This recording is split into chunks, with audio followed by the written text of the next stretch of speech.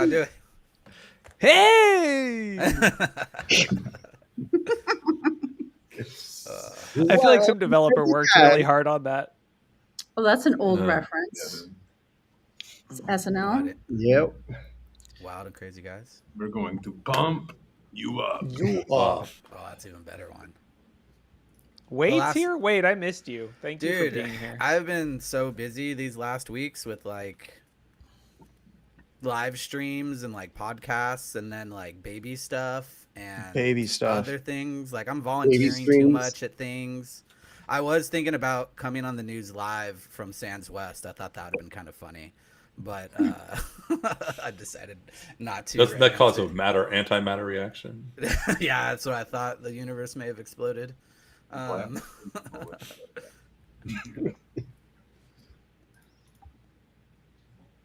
Wait, we are live. Oh, we are. All right. Yep.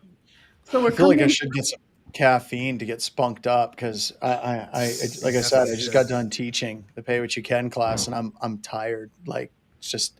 Isn't it part of the John Strand lore that you just snort Sanko coffee when you get tired? Yeah, but I'm all out of that shit. So I don't know. I don't have anything else to snort. I can't snort that. Get some matcha to that man. Stat. I got some sink suds. I can't. Yeah, snort definitely those. don't. If you snort those, you will wake up and then you'll have to go to the hospital. I think it's funny because people don't believe me whenever I say when I travel, I wash my clothes in the sink in the hotel rooms. But that's what I got there. I did not the know brand you did recommended by John Strand. You should get some sort of promotional fee for I that. should be. I could be an influencer.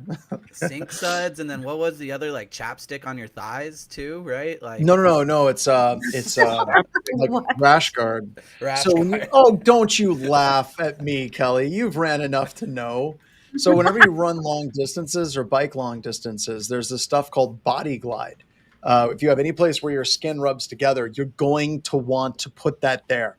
If not, very bad things happen. Very bad things. I agree with Body Glide. I could go get it, but that would just be weird. I'm buying some right now. They're also a company that doesn't sponsor me directly. So Anti-chafe bomb. We'll get anti-chafe bomb.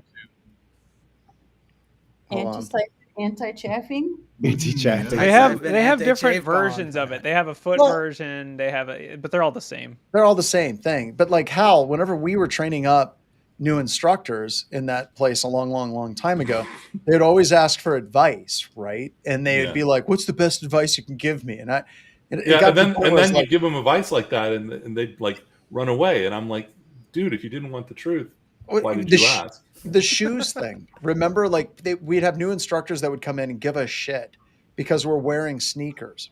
Like I would wear a suit and I would be wearing sneakers, like really comfortable shoes. And then they would show up in like really nice wingtips or something like that. And I'm like, that ain't going to work. Like you're done. And then they would come in like, at lunch at the first break. And they're like, oh my God, my Achilles heel is bleeding. What the hell? And it's like, you should have listened. Yeah. So go get some. Been doing this a long time. Yeah, here's some anti-chapstick. Get that. You're not going to use mine. Yeah. I don't share that shit. You don't want to share that shit. It's just crazy. Oh, and then James said I was running 10.5 miles an effing day for a month, and he didn't need Body Glide. That's because you're special, James. I don't know what to say. Need is not the word. On the nipples. It's not a. It's not a need. It's not a need. Some people just want to suffer. That's part of. I guess. Yeah. I'm running a half marathon in 2 weeks, so I just bought some. I'll there let you go. Guys know the how it works out. To be continued. Start with the calves. Start with the calves and work your way up. And also with your nipples, get some Band-Aids and put those over your nipples when you run. Also, it's great because if you go to a rave right afterwards, you can just go. You don't have to do anything different. Go right into it. Just go right into it. Straight from half marathon to rave, you'll smell the same as everyone. It's perfect. It's awesome. It's just limits. Yeah, are we ready? Let's get the show started. Bring out Kelly's disturbed. The Body Glide crooked finger, Ryan. Here we go.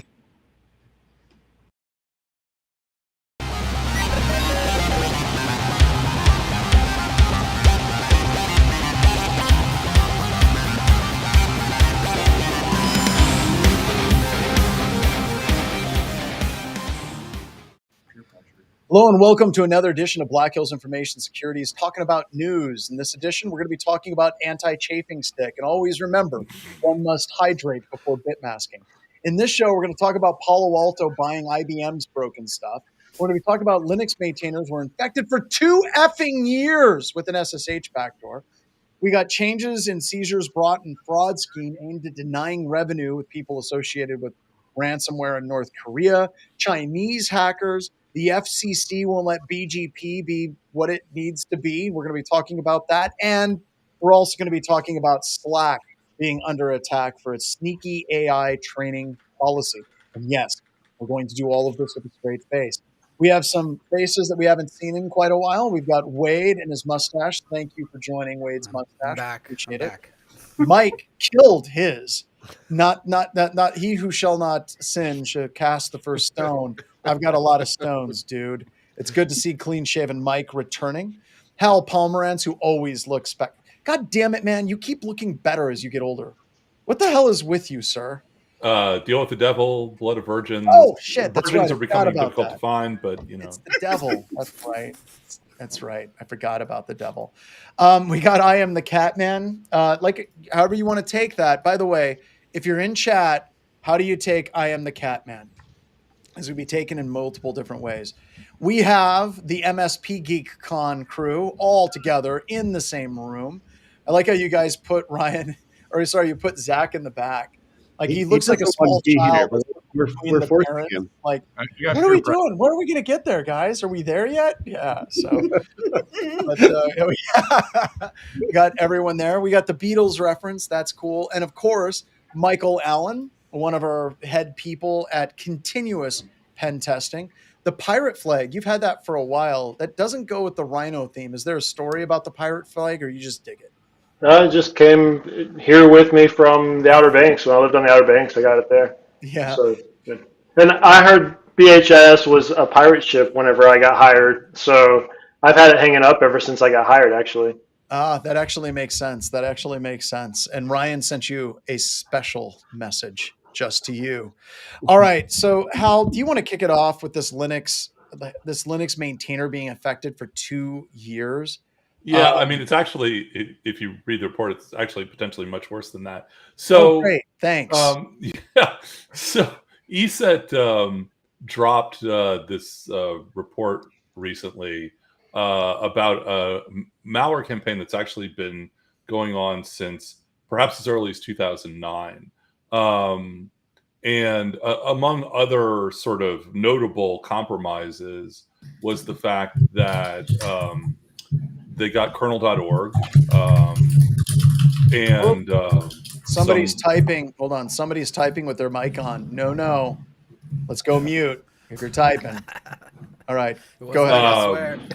Yeah, so kernel.org back, it was reported in 2011, but may have been going on since 2009, as well as a number of large hosting providers, one of which may have been owned to the tune of like 70,000 instances.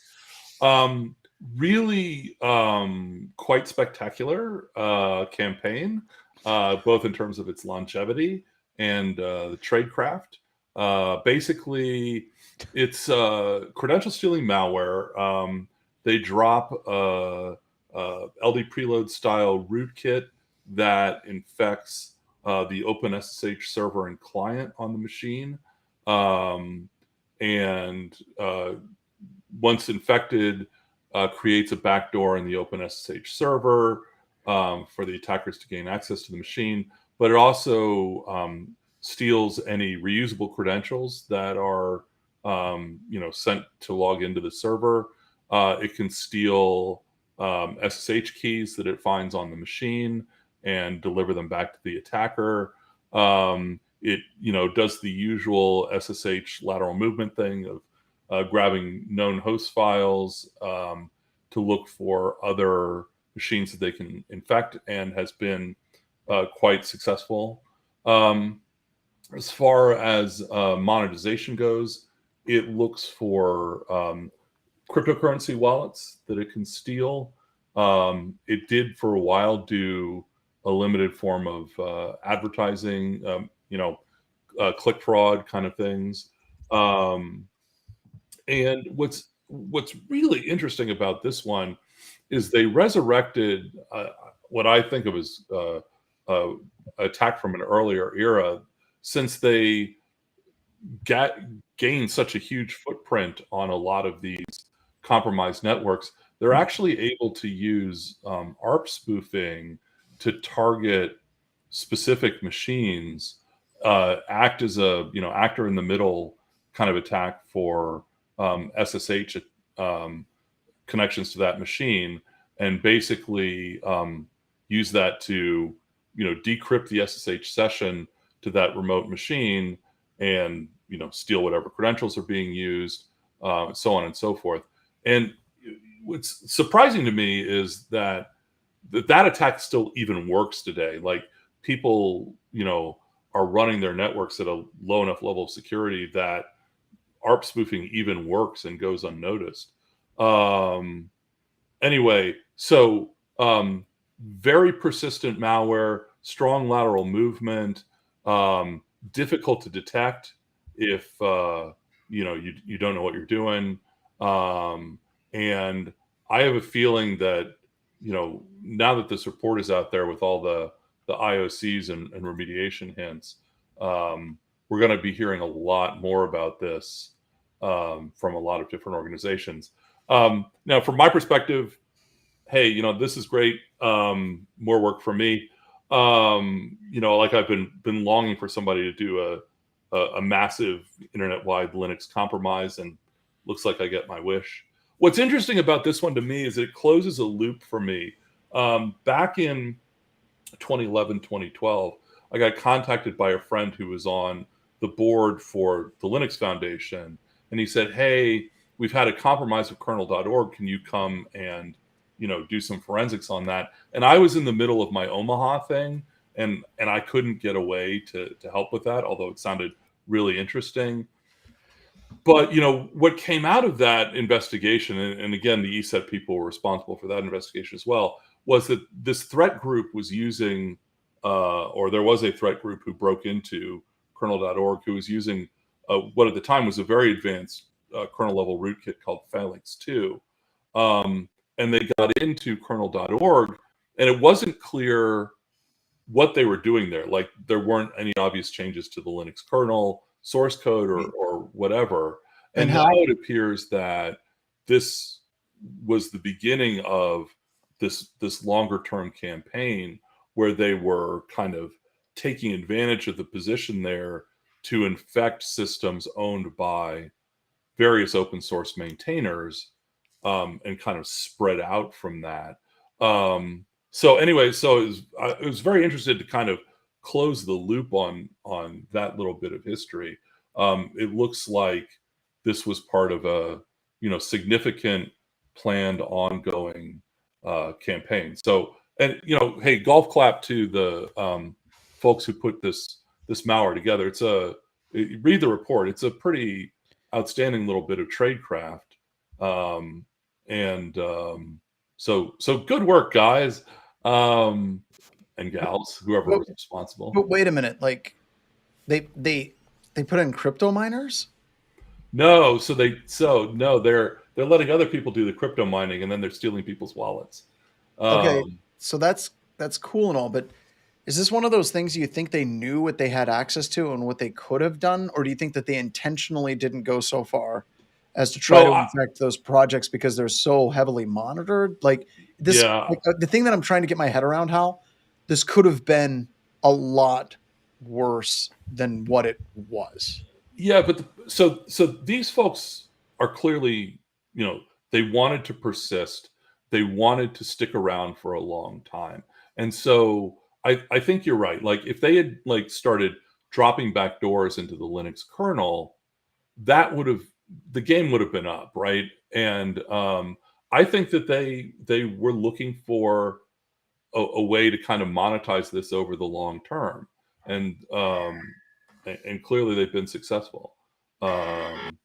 So no, I like deploying something obvious like a crypto miner or backdooring, very popular open source packages, that's a sure way to get caught, right? So no, I would say that they had absolute knowledge of what they were doing, and they decided to go for kind of a longer term approach to this whole thing. I think this is just the world's longest pen test. That's Yeah. all it is. That's a long one. It's just they just forgot. They were like, "Wait, did we sign that pen test contract 10 years ago that we didn't?" Because I forgot about it. It looks like they've been doing persistence phase for the last 15 years. Yeah. Wow, that's impressive. 400,000 computers in the last 15 years with 100. Yeah, although not all at the same time. Not all right? at the same time. Yeah, 110,000. Yeah, this ain't checking in Vegas. 2023, right? Now, does that count VMs? Because I have 400,000 VMs just in my own personal cloud. No, I'm just kidding. Yeah, probably. Yeah. Yeah, it does. I mean, it does count virtual instances. Yeah. But, so I mean, I guess I'm kind of like, this is. I read this kind of as a like. It's crazy that this many servers could be infected and have like no one really. They're like, there's no real impact other than just like it was bad. Like they didn't do anything, right? They didn't deploy ransomware. They didn't steal money. Like maybe cryptocurrency, but like I don't know. Yeah, they absolutely did it steal makes you think, cryptocurrency. How much? So who would Do have we done know? this? Who would have done this? Right? Like if they're not deploying ransomware and they're not pushing the envelope and they're safe and they're warm where they're at and they don't want to go any further, not a lot of threat actors would actually like perform this type of tactic and be safe and cozy. Besides one that maybe we all like, but I don't know. What do you John, what have you been up to? Not this. So another aspect I wanted to see if you could talk about is there was a promise that they would walk through how they were compromised, and then they reneged on that promise. Yeah, so that was one of the frustrating things. I mean, people were aware, in 2011, 2012 timeframe that kernel.org had been compromised because they told everybody.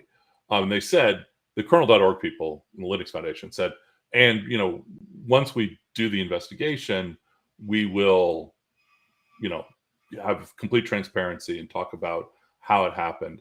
My guess is they didn't know. Like at the end of their investigation, there were enough open questions and loose ends that it would have been embarrassing to say what they had and what they didn't have. But I don't know. I mean, that's all just speculation. So yeah, that was a bit of people kind of forgot about that promise, for the most part. But yeah, I was waiting, I'm like, okay, because I wanted to find out.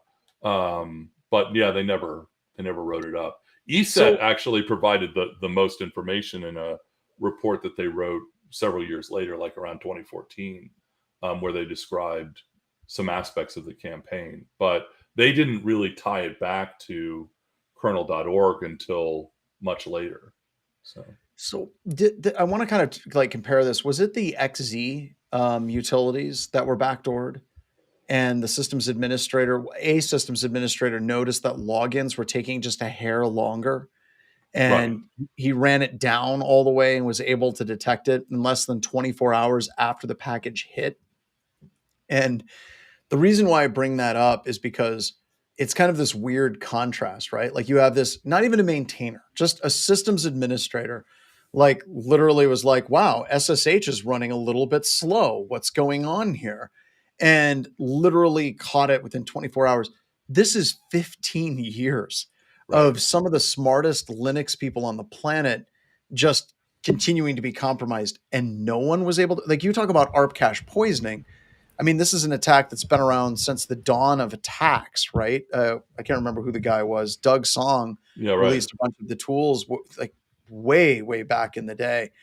Like somebody you would think like, this is like, these aren't chumps. These aren't like noobs. You would think that somebody would have been able to pick up on this, right? Linux people usually aren't the most it's actually trusted. one of the interesting parts of the report. So whoever was operating this thing, was very careful. And so like before they started doing all this crazy ARP spoofing stuff, they spent a lot of time researching the networks that they were operating on. So I think that they, sat there and played the long game. It's like, okay, let's see if we can, successfully, do ARP spoofing without raising any alarms in this environment and that kind of thing. But yeah, no, I agree. I mean, like, how did this go unnoticed for so long? And part of it is, I think that, these folks were using zero-day attacks long before they became known. They were leveraging a fairly sophisticated LD preload rootkit,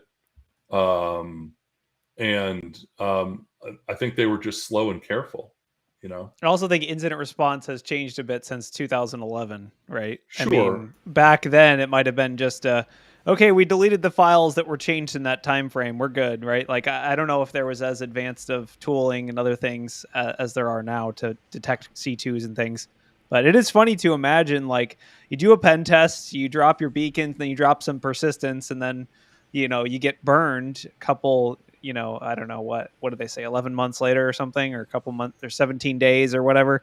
You do your pen test, and then, like, for the next 5 to 10 years, your beacons are still calling in. You're just like, I guess we'll keep using it. I don't know. Yeah. Like, like you're just still there. You're like, I mean, it's still calling home. We might as well keep poking around and see if we can find anything. And they're just like that, or like all this was set up automatically, and like the operator like lost access to it, and then like it's just been running. No. They didn't. It's just been like self-aware. No. So how it was detected, and like what finally popped it was ESET was researching something completely different. They noticed that there was an AS number, which is kind of like an internet zip code, that had a large number of servers that were compromised in it. And they stood up a honeypot to see how it was actually compromised. And then they saw it got compromised. And then they literally saw, like, where is it? Hold on right here. Oh, okay. So drop to the server was a set of Apache modules used for different purposes, such as proxying raw traffic, exfiltrating sensitive information about HTTP requests, kernel module that modifies HTTP traffic to the platform, tools to hide and allow malicious traffic through a firewall, and scripts to carry out ATM within the hosting provider's data center, there's so many questions on that one bullet point as well. So this literally was this thread that started with a whole bunch of systems in an AS that were being compromised. They stood up a honeypot in there, and then they started pulling at this thread, and it unraveled this entire thing. So this wasn't like they lost access. Like, this was totally something that was ongoing up to a year ago, where the ESET people started taking it apart. They also, by the way, law enforcement got involved and apparently got access to a backup server that this campaign had used, and they discovered some historical information used by the threat actors. The threat actors apparently have taken data acquired by other groups and have been using it to kind of cover their tracks, to false flag other, organized crime groups and things like that. So it gets really deep, really fast when you read this report. So anyway, it's just fascinating read. And I'm sorry I didn't get pulled in on this project now. Like, damn it. Yeah, this would have been a cool one. And honestly, Hal, that still may just happen. Because I don't think they're done pulling the thread. No, I'm sure they're not. In fact, they allude to that in the report. Law enforcement's still running these people down. So yeah, I feel like it has to be nation state. Just going to throw out an attribution out there for. I don't think so. Like, you don't think so? No, because they monetized. They weren't backdooring. Dude, what hacker can stay out of jail for 15 years? And if they were already trying to run stuff to throw people off the suit, like Hal said, right? If they're already trying to do some weird, like, okay, we'll run. They did, yeah. They never did anything. Right? They just sat around collecting data. They never dropped ransomware. I mean, maybe cryptocurrency was stolen, but if it was. Yeah, it could have been a nation state that was patient and waiting, right? They weren't actually doing any specific operation. They were just espionage. It's got to be espionage. No, so I'm with John on this one. I don't think that, at least as of this moment, this is a nation state attack. I actually think it's a private enterprise. But what I will say is that as soon as somebody figures out who these people are, they are going to get eaten up by whatever country they're in intelligence apparatus. Just like Bogachev, just like all the Russian guys, whoever this ends up being, their country is going to immediately black bag them as an asset because these people know what the fuck they're doing, and on Linux, which is so in other words, they're getting a new job. Good news. Yeah. Oh, they're getting a new job whether they want it or not. So so. No, that was crazy. Any other comments about this one, folks? Because this is pretty crazy, and I don't think that we're done seeing this. Honestly, I think that I wouldn't be at all surprised if they find out that some packages have been hit. And if they do see packages have been hit, then I'm going to flip and I'm going to say it's nation state. But because they didn't go directly to it, I'm just thinking it's just profit-driven attackers, I think, at this point. Anyway, so read the report and read the remediation section. And if you have Linux infrastructure, please check, because this stuff is stealthy and it spreads very easily. Well, this had a lot of hallmarks. I don't know if Corey or Rhino have had a chance to look at this, but this, once again, whenever you read this, it looks like a professional level pen test, right? Gain access to a server, pull down SSH keys, get access to Etsy Shadow, establish persistence, and then move laterally and be patient about it. Like, it's got all the hallmarks of them moving. And I don't know if anybody else has a different view on that as well. That pen test report is going to be super long, like ridiculously long. It's gonna be like 1,000-page CVS receipt pen test report. What is it? Just we're averaging like 150 pages for a week worth of work. It's a lot of different customers too. Yeah, it's a lot of different customers. There's a lot of different versions. They really should just roll it all into like a fun little Jira instance or something. Hal, I got a question. Yeah. Okay, fire. What kind of systems, what sort of data, or what's the purpose you think most of these systems are running at organizations? Because us Windows folks are used to, Active Directory, or is running our payroll or whatever. Can you just speculate what sort of systems, or what function these systems may be running? Yeah, so the report isn't super specific about this, but one thing I definitely picked up, kind of reading between the lines, is that these attackers particularly like to go after, like servers that were involved in like deployment, patch update, software update operations, because they use the leverage from those machines to infect other machines. So like one of the notable attacks was that they compromised the deployment server for a good sized hosting provider, and basically by compromising the automated software deployment mechanism, pushed their malware into every new instance that hosting provider created. Oops. So if you're asking like where to focus your first remediation peak, I would say look at the machines in your enterprise that are focused on managing the rest of your enterprise, because the attackers in this case seem to have a preference for those sorts of high leverage targets. So I want to pull another question to you, because there's been a bunch of people that have been joking about this. Have we seen anything where companies are actively using this to tell people, oh, you shouldn't be doing open source? Look at what happened here. Because it's just a matter of time, right? Like, yeah, I haven't seen that yet. The report just dropped recently. Honestly, I don't, so you wonder if the marketing people understand the scope of this well enough to try making that claim. Yeah. There's never been any supply chain attacks in the private sector. That would be impossible. Never. Yeah. It has to be in the open source sector. It's never happened. Oh, SolarWinds. Oh, sorry. Yeah. So I haven't heard that yet. I mean, thank God this dropped after the RSA frenzy. Oh my God. Here's what there would have been booths that had banners like stating how they could stop this attack. Like, all you got to say is that we had. Here's the thing about Linux: we had 400K compromised servers, and our environment still worked because we had 800K Linux servers. Yeah. Oh wow. I think that the big takeaway that a lot of people are missing is that it doesn't matter whether you're open source or closed source. Somebody is going to get in, and somebody can do a long-term break-in like this, no matter what it is. The whole fight between closed versus open source, to me at least from this, becomes completely moot. Because it's been Linux and open source has been saying, oh, look at us, we can patch faster, we can figure this out faster. And now you've got an instance where, well, this was real long term. Now you're talking about fanboys versus fanboys going out there, and everybody's just not seeing the big picture that anything is compromisable, and especially a long-term compromise. Yeah.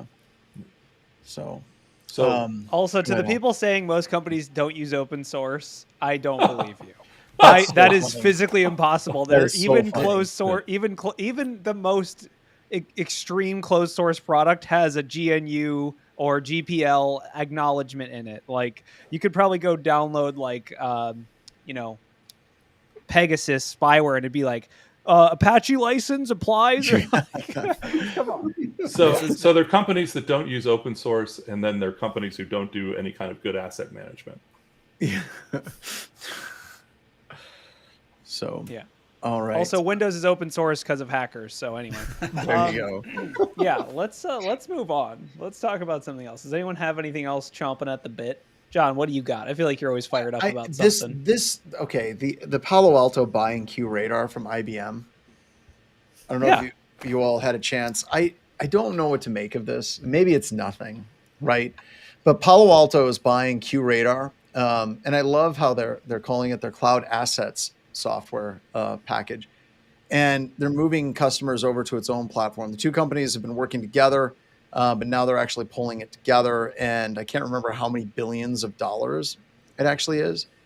And what is IBM doing here? Like, is this just IBM just doesn't want to compete in this space, right? Like they just they don't want to.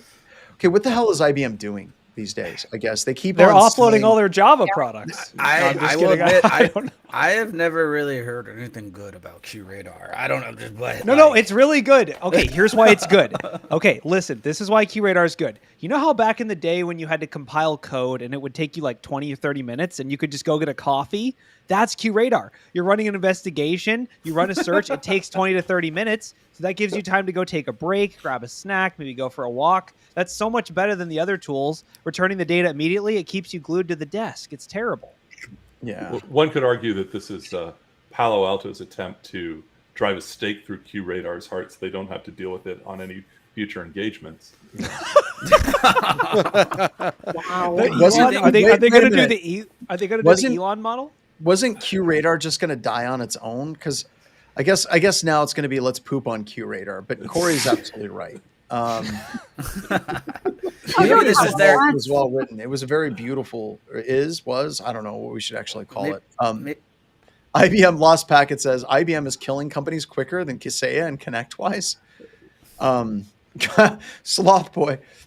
Okay, hot takes from the audience. These are great.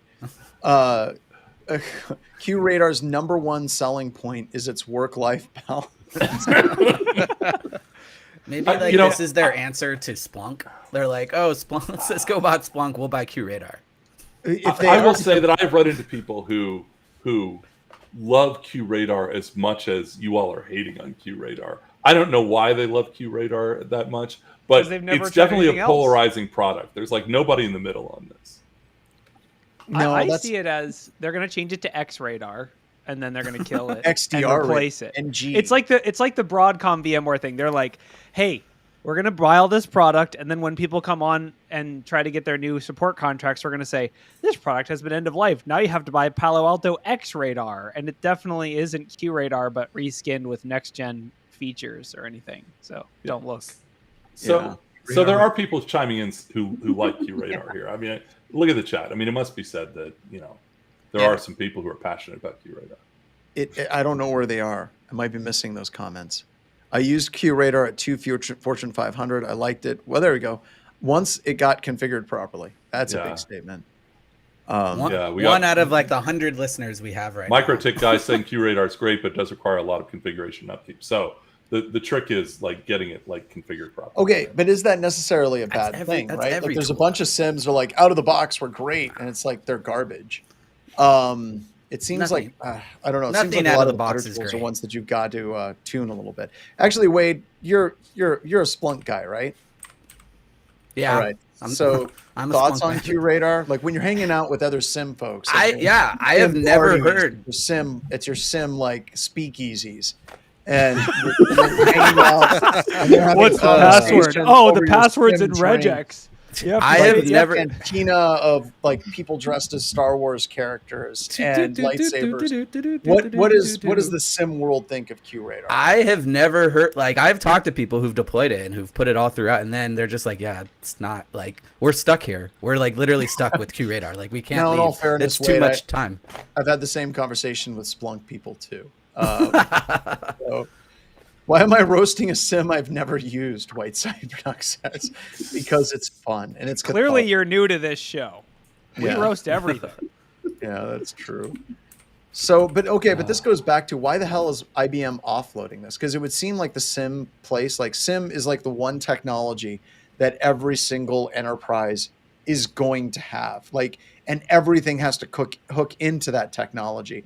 I think that Cisco gets it, right? So why is IBM looking at this and literally saying, you know what, this thing that has to be everywhere, that's central to literally everything in the security stack, let's sell that crap to Palo Alto because we're tired now. Like, do they hate money? Like, or is it just they just know that they don't have the skills to do this? I'm going with the latter. I'm going with. You think IBM is honestly looking at it like we just don't have the skills to make this work? Just like not a core business for us. It's distracting. Let's give it to somebody else. Well, like Zach said, it's hard to integrate artificial intelligence into a sim. Or not. No. Who said that? I can wave AI pixie dust all over a sim tool so easily. Yeah. Rick Deckard said, I think QRadar's code is too old school to keep up to date. Legend has it might have components in COBOL. Now we're just bringing like nasty rumors about this. You take that back. That's too far. Okay, we have limits on this show. We do? So no, that's kind of a funny story. I'd like to see where it actually goes and what the name is. But I have a feeling it's like Palo Alto at some point. There's going to be an executive that's going to be in trouble. They're probably listening to the show and they're like, oh God, what did Gil do?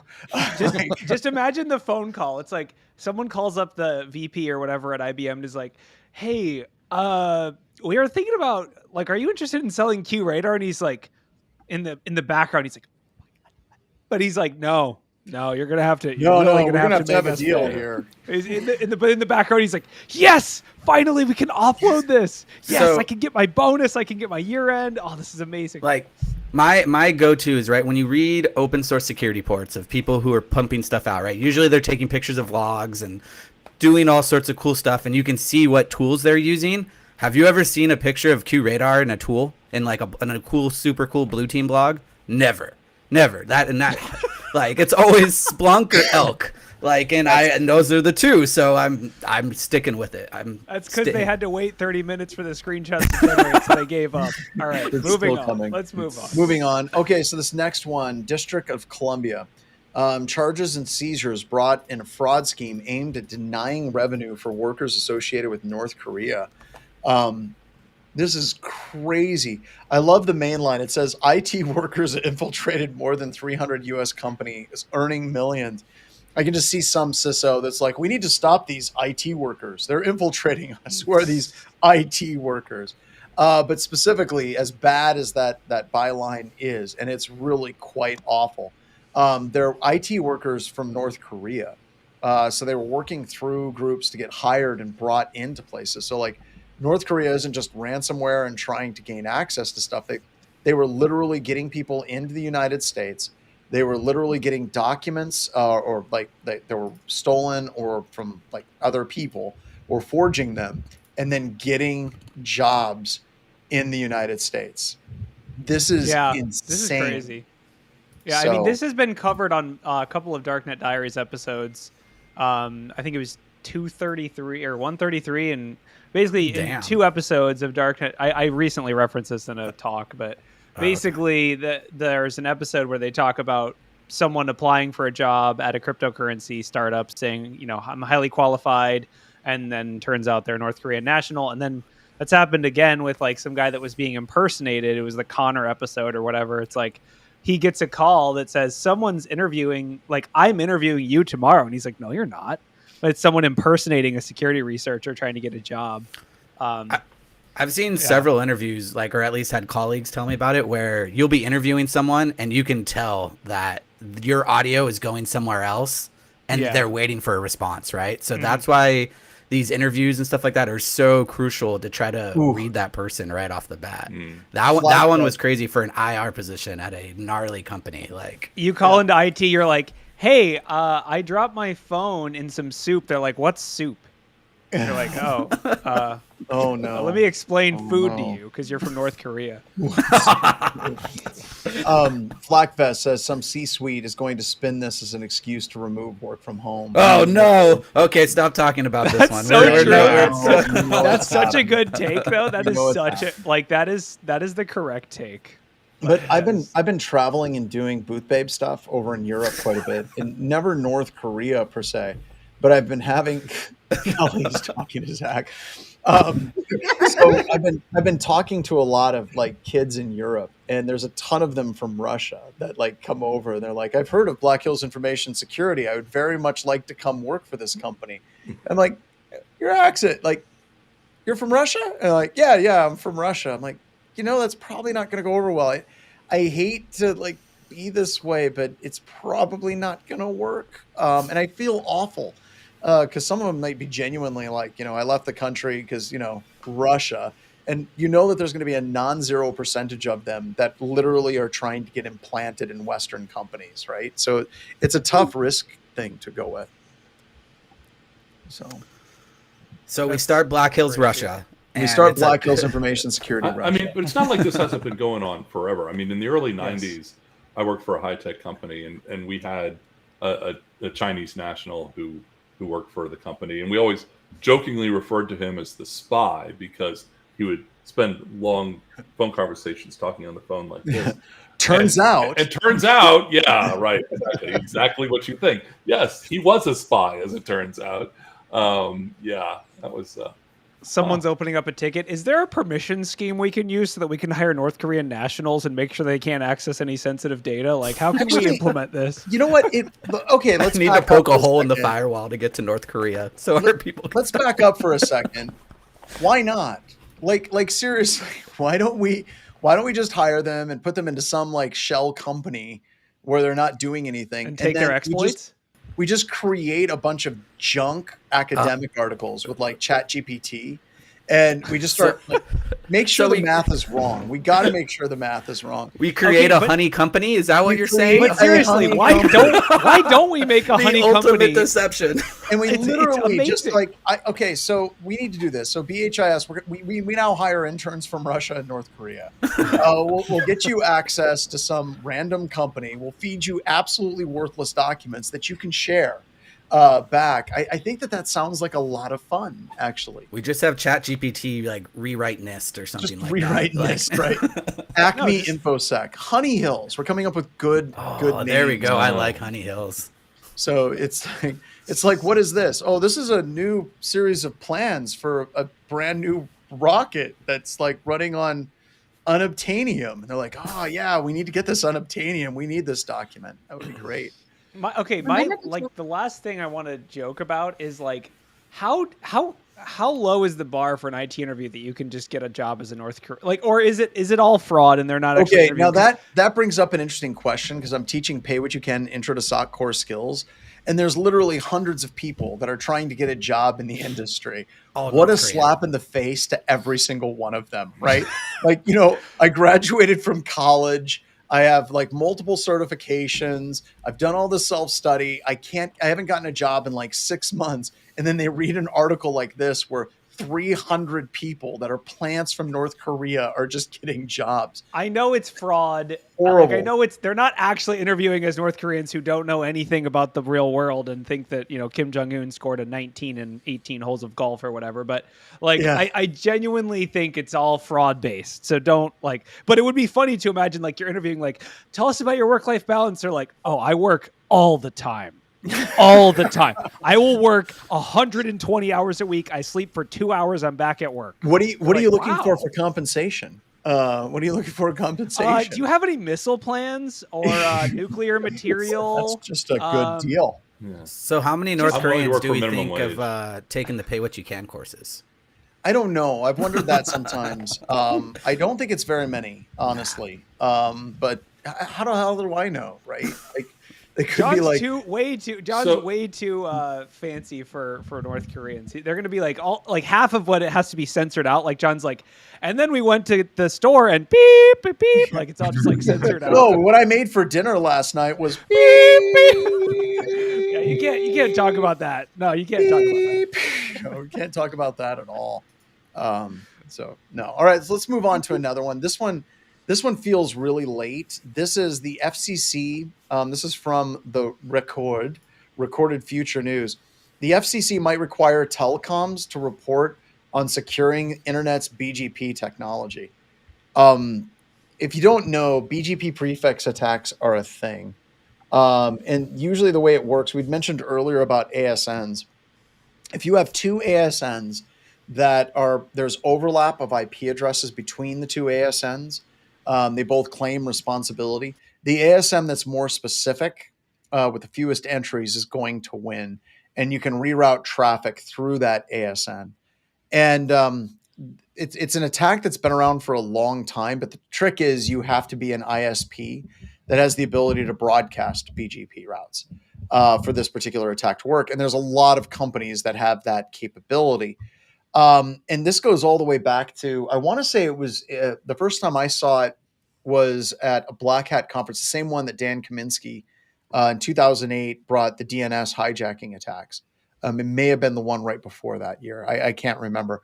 But basically they demonstrated that by rerouting all the traffic that was coming and going to the Black Hat conference to their ISP that was in New York City. They demonstrated that they could actually do that type of attack. Yeah, if it isn't DNS, it's BGP, right? So nothing's really been done about it. There were some companies right after that where they would start monitoring BGP broadcasts and changes to ASNs, and you would give them like your IP range space. And if they saw any of those changes that impacted your IP space, they would do an alert for you as well. So that was about as far as I saw anybody trying to secure this.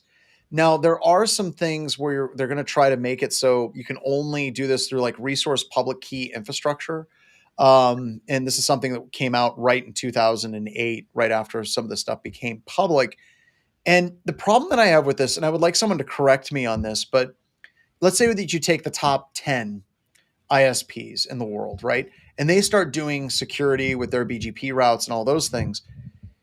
If some ISP that can broadcast BGP routes decides to start broadcasting because they're compromised and they're out of Africa, Southeast Asia, they still can hijack. Now, it may not work for as long, but it's still a viable attack. Am I wrong in my assumption that if we're going to do this, like everybody's got to do this, or is it right? possible? It's got to be a flag day, which is hard on the internet. Yeah, Flag Day. That's June 14th. It's my birthday. That's why I know. That was no. You're right. There isn't a himself. Smooth migration. It's kind of a cliff, which I think is ultimately why we're sitting here almost 20 years later, and nothing's really happened. And I think there's been I want to say I know of about 5 attacks using this, but it's always nation state level, right? Right. But no, Hal, I wanted to make am I right? Like you can't I think you're correct. Yeah. Yeah. And I could be wrong because there's a handful of people that truly know how BGP works. I mean, academically people can get their heads around it, but on a mass level, it's scary black magic as far as what's going on. Yeah, I mean, it's a foundational internet protocol with essentially zero security. And here we are. I mean, all it asks them is just to report. I mean, this is kind of a Kelly question, so I'm curious what she would say. But all it requires them is to develop BGP security plans and document how they plan to use RKIP or RPKI or whatever it is. Well, Corey, you do have a good point there. I think that, I don't know if you noticed at the end of the article, Verizon said that I'm paraphrasing, "This is stupid. Why are you making us do it?" Which goes back to kind of what Hal and John were saying is, if this isn't a collective effort, what's the point? It feels a little bit like compliance, the check mark, instead of actually fixing a problem or preventing a problem. Well, and when you're looking at the FCC getting involved, so I know this sounds weird, but this is fairly complicated stuff. Like what popped on the FCC's, now this is where I get really concerned, is what precipitated this, right? So I'm guessing it's intelligence, right? Yeah.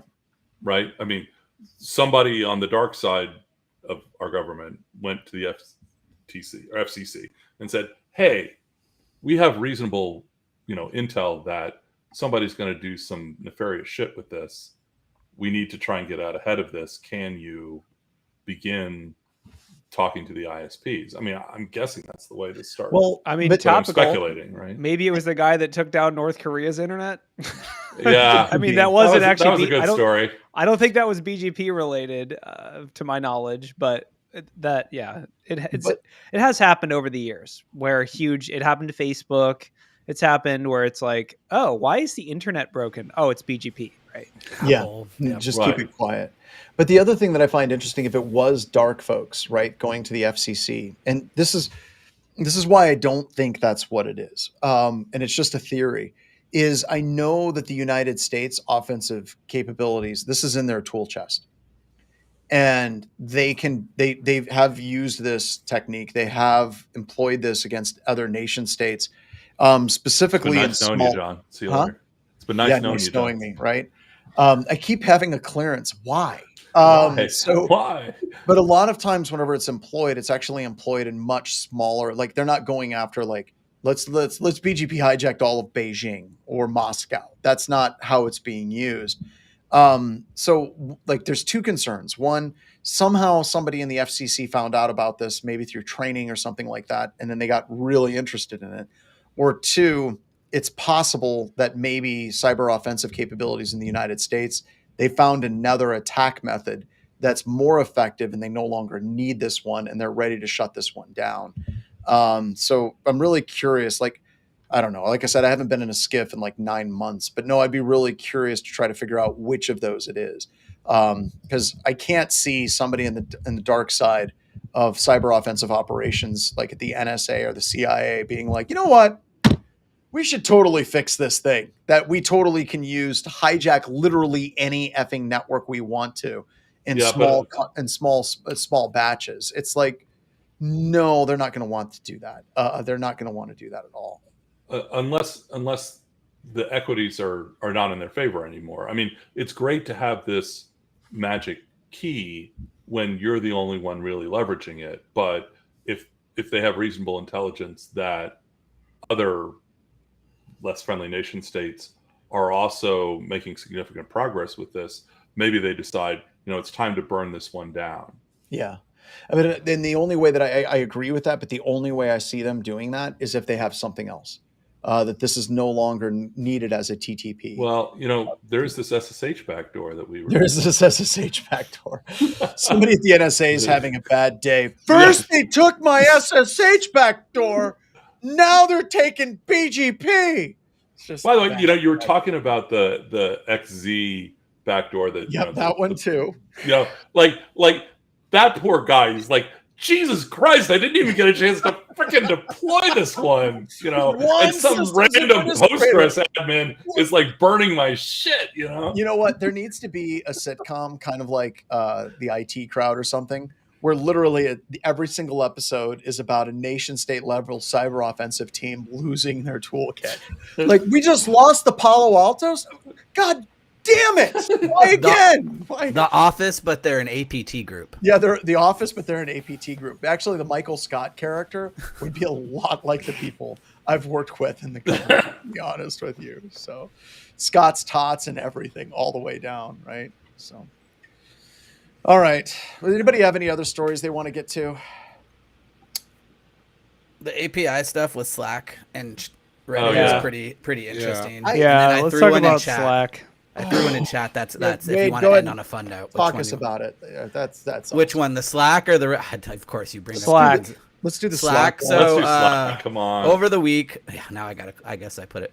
Over the week, Slack put out a big release saying that they're going to start using all their, and if you have Slack, your chat to build their API, build their AI bots, right? To start feeding it because everybody's needing data and they're out of data and they don't have good data to feed it.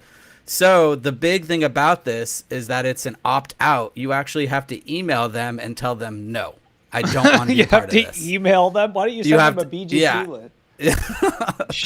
And you can only opt out if you're a corporate customer. Yes. So if you have one of those cool free Slacks like I do, like you're just SOL, you better go delete some stuff. Okay. But I'm sure they got that too. Why are people freaking out about this? And the reason why I'm saying this, and like reading this entire thing, I'm getting jaded.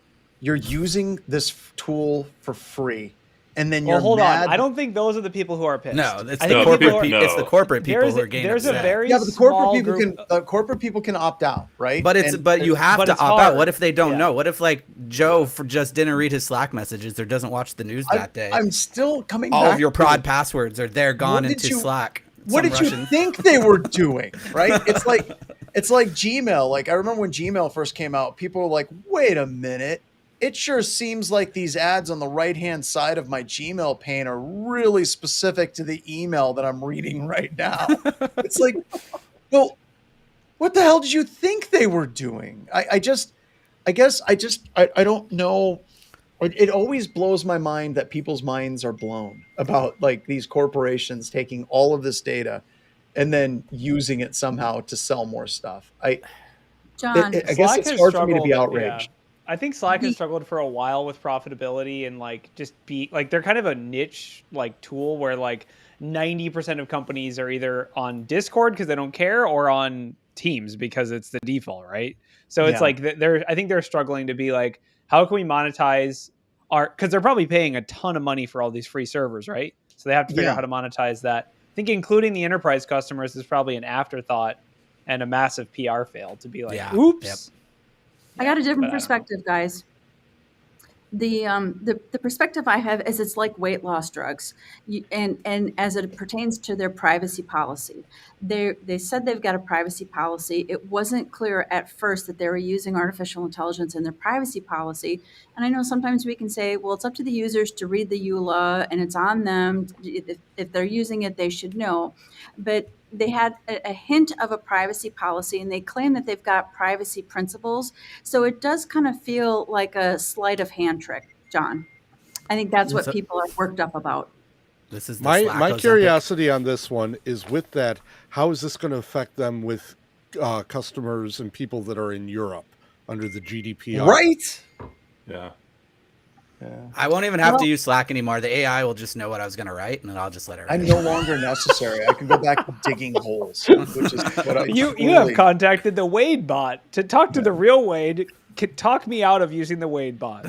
To pivot from that one, the Reddit one is a little bit more. We all expected it sooner or later.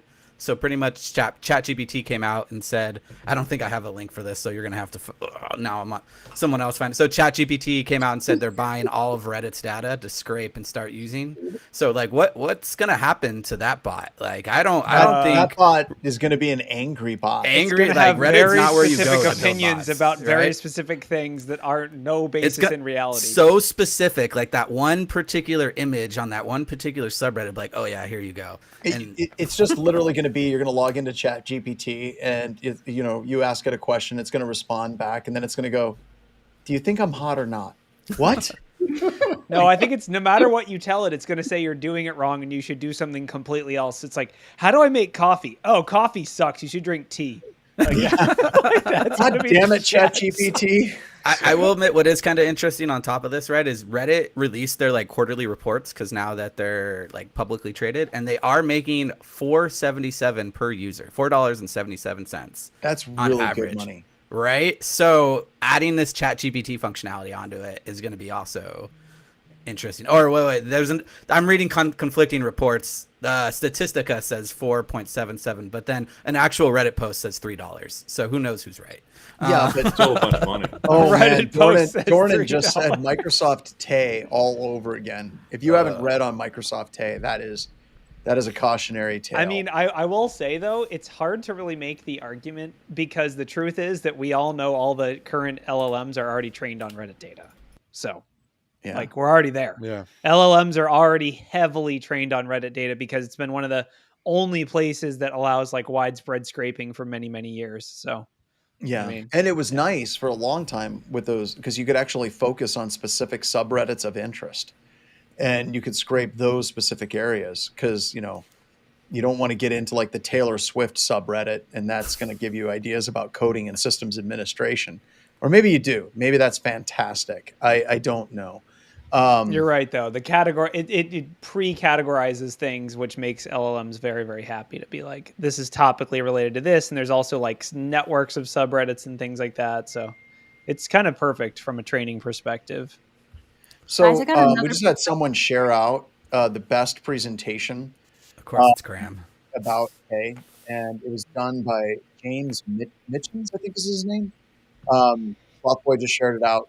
And that is, without a doubt, the greatest presentation on AI and things I've ever seen. And I'm desperately trying to get in contact with him to try to get him to come and keynote one of our conferences. He's a Harvard associate professor, just awesome. As James just said, off topic, is my hair cute? Yes, it is, James. Your hair is fantastic. So I mean, as far as Reddit goes, they cut all that third-party connectivity off. Originally, they've got all these APIs sitting out there. What else are they going to do with them? Yeah. See, I just think it'd be a great business model just to go do this stuff and not sell people's crap, and that's your whole business model. I don't know like how hard it would be to recreate Reddit. I don't think it's that technically complicated under the hood.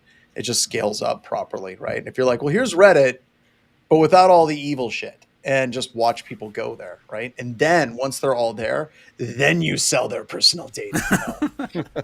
So Mastodon? Perspective to add. What's that? So I've got a privacy perspective to add. This is a little different than what we're used to talking about, but in the privacy world, we talk about privacy harms. And the thing about Reddit scraping and the IPO is when we talk about privacy harms, not only do we have reputational harms, but there's also, believe it or not, an expectation of how your data is going to be used. So when users were on the I'm sexy subreddit or the I think I'm bipolar subreddit, they had an expectation of privacy based on Reddit's privacy policy at the time. So I think we're starting to look at, heads kind of clashing and it may have to be resolved in the courts, is when that data was created, there was an expectation of privacy. And now if we can prove an actual privacy harm, it's more than just a simple free tool that we're using. And I think that proving that harm is difficult, right? All joking aside, if you're looking at trying to prove harm, usually you would try to process the case under the Computer Fraud and Abuse Act. And it would require you to meet a $5,000 threshold for damages. This is the same thing that happened with Microsoft. They got sued because they were using Internet Explorer data improperly back in, I want to say 2010 or something. I could be wrong about that. But the judge threw out the case basically saying, there's probably some harm here. No one can prove that they've had more than $5,000 of damage done to them because of this.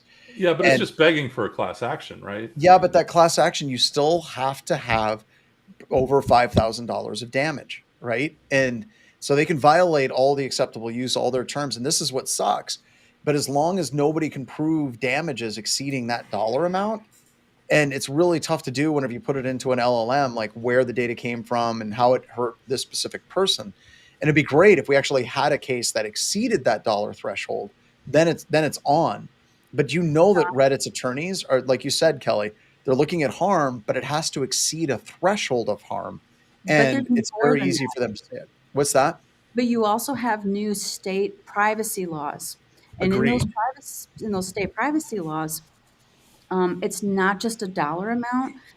You can say, listen, I believe I have reputational harm, or I believe I had harm to my financial status. And depending on what state you're in, you don't necessarily have to hit that $5,000 threshold under the Computer Act. If you can find a good attorney who can, talk their way through the case with a state that has a private right of action, meaning you can sue, there is more opportunity to collect on potential privacy harms and damage. There is. I mean, but for a lot of companies, like how much did Reddit sell this data for? Lots. Like lots. So their attorneys are totally looking at that calculation, and they're saying the very small percentage of people that'll bring cases against them in these states, they can eat those lawsuits up all day long. And that's why this all depresses me. Like I said, I'm jaded. But it's really, really sad because I don't think that there's really good mechanisms here in the United States that allow citizens to fight against these things like you would see in the EU. And you're absolutely right, Kelly, about different states, but still it's a lot of money to try to push this through via lawsuit. Well, John, my simple argument is 5,000 people told me I was ugly. I'm counting $1 per person of emotional damage because I had to go buy a double cheeseburger to make myself feel better. So now that's $5,000 of damage. Done. Corey should have been an attorney. Yeah.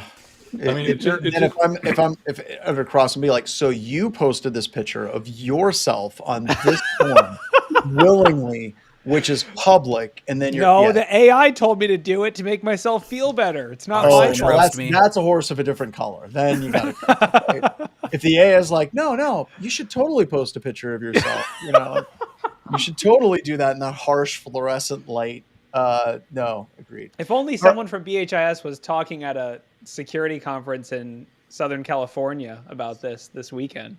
Oh my God. Is she going? I noticed she hasn't been here. Is she going this weekend? Yes. So Bronwyn and I will both be speaking at Layer 1 this weekend on Sunday. If you don't know what Layer 1 is, it's a security conference in the greater Los Angeles area. So come out. I will only be there Sunday, but Bronwyn should be there both days.